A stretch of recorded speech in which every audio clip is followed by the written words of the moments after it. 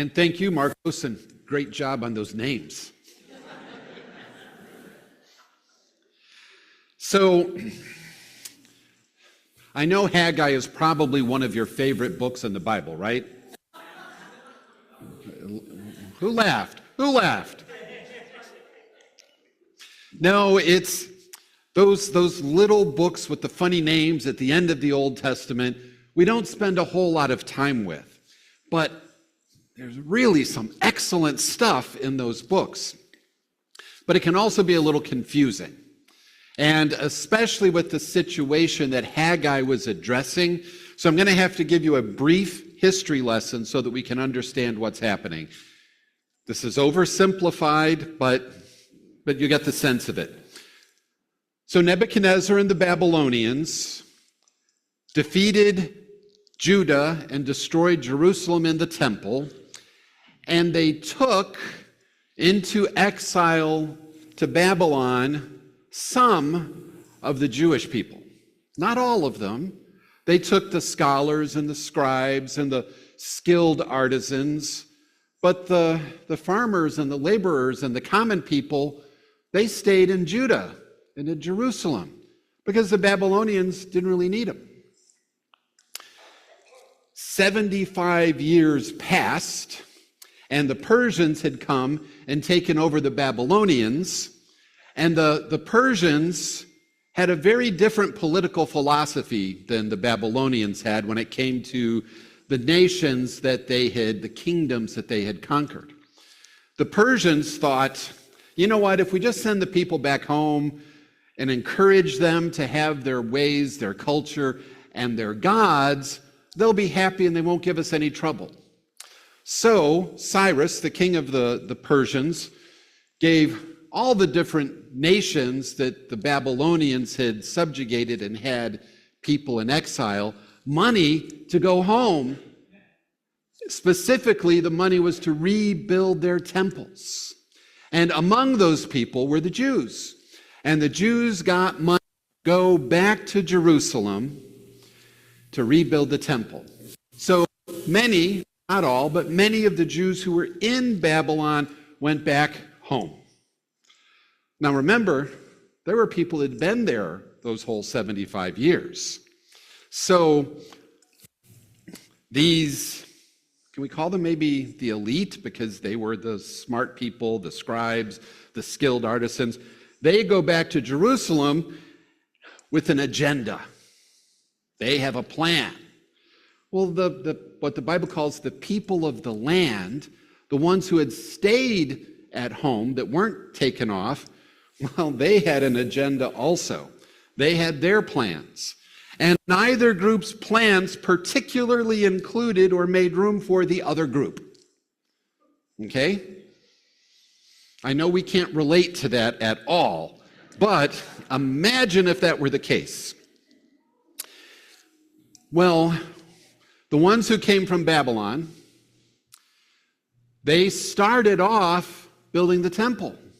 They had the money to do it. They were going to build this temple. But the people of the land, even though the temple had been destroyed, now I want you to think a moment. The temple was built out of big, huge stones. And when Nebuchadnezzar attacked, they didn't have bombs, they didn't have airplanes, they had spears. So I don't really know what destroyed means, but it was, they could have used battering rams and knocked over the walls and stuff like that. But there was still a place there, and the people that didn't go to Babylon had continued to do their best to worship God and to have the sacrifices there at the ruined temple. It had been just fine the way it was. So they discouraged the returnees from doing any major rebuilding. And quite frankly, those who returned, they got a little discouraged too over time. And so after a few years, it takes a long time to build this stuff by hand, they had built the outer wall of the temple about halfway, and then everybody just gave up. They had a good start, but other things became more important. And I'll read to you a little bit from the previous chapter in Haggai about the things that they found important. There it says, these people, that would be the people of the land, say the time hasn't come, the time to rebuild the Lord's house. Then the Lord's word came through Haggai the prophet. Is it time for you to dwell in your own paneled houses while this house lies in ruins? So now this is what the Lord of heavenly forces says. Take your ways to heart. You have sown much, but it has brought little. You eat, but there's never enough to satisfy. You drink, but not enough to get drunk. There is clothing, but not enough to keep warm. Anyone earning wages puts those wages into a bag with holes. And that's a poetic way of Haggai saying that the people, instead of attending to the temple of God, they were busy planting crops, raising food, eating the food, making wine, drinking the wine. They were busy with life. But somehow, it wasn't a fulfilled, full, and satisfying life. Not because there was famine that they weren't not having enough food. It's not because they had somehow become immune to the effects of wine and couldn't get drunk. It was because they were seeking wholeness in places that it could not be found. And so they had this constant hunger, this constant thirst, this constant need for more. And no matter how much they filled themselves up, it just was like holes in the bag running out on the floor. Because they were not putting the priority of building God's house first. Now I will tell you, well, I'll save that for a moment. Haggai had come along and said this 20 years after they stopped working on the temple. It had been 2 decades of people, maybe we'll get to that someday. And when they finally, what they had built, as Carrie had said, it was kind of puny. It was actually shoddily built. And in, I believe it's Ezra, or maybe it's in the end of 2 Chronicles, it talks about when some of the people who remembered the former temple saw it, they wept. They wept. Not because, oh, we finally have a temple again. They wept because this is all we get. And so Haggai, speaking for the Lord, tells them the solution to the hunger and the thirst and the emptiness is not found in the mundane stuff of life, which is all very important. It's found in putting first things first. Now for Haggai, and this was the part I delayed a moment ago, he's telling them if they build the temple, then things will be great. But I don't think God, and I don't really think Haggai, thought that the point was a building. God had told David, don't build me a temple. Do I need a house to dwell in? I am the God of the universe. God didn't need a building, but the people needed a temple, a house of God, not the building. They needed the place in which they all were one people. Not those people and these people, not where have they been for the last 75 years, not, well, they weren't even good enough to be taken away.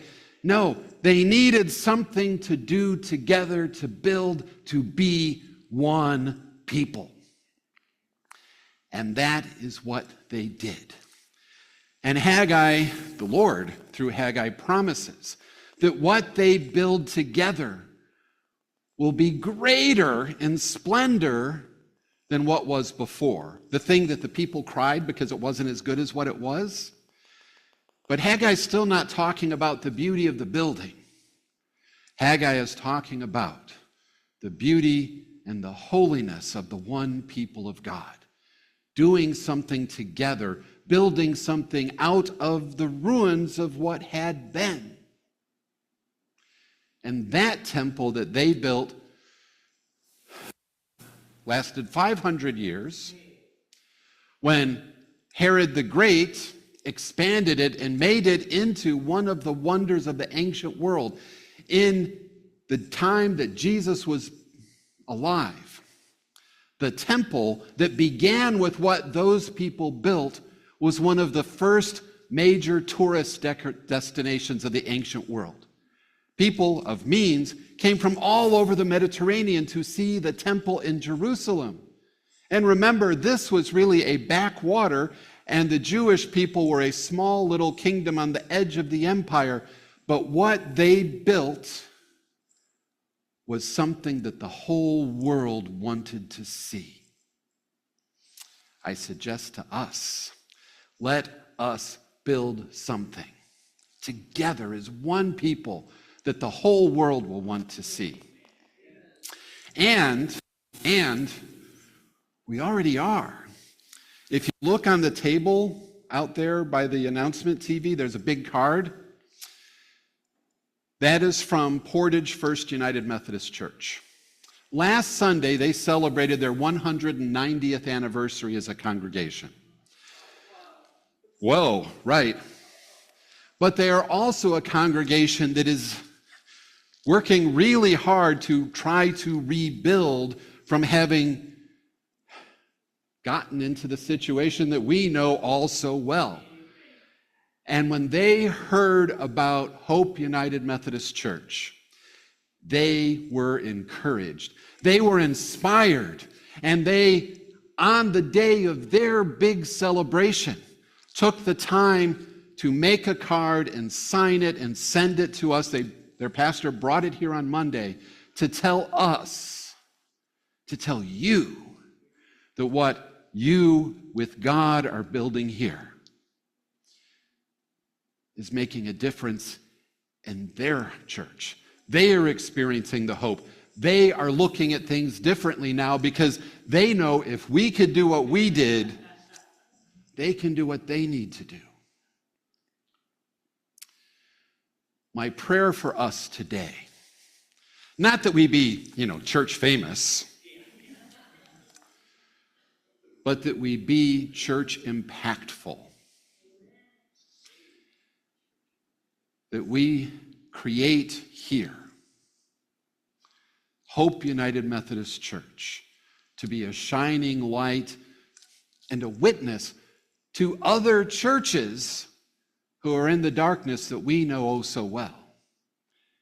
And even more importantly, I think that all of the churches that encourage and support one another be a shining light in the darkness of our world, that we stand up and serve and be a witness to the love and grace of God in Jesus Christ, that we be a place that accepts everybody and shows them that love, that we nurture and encourage people, and that we build a community beyond us, right here in the region. Pardon me, I mispronounced it. Right here in the region.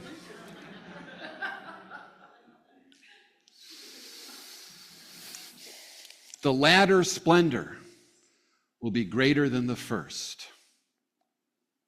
Our history is full of splendorous things that the churches have done. I'm issuing it as a challenge.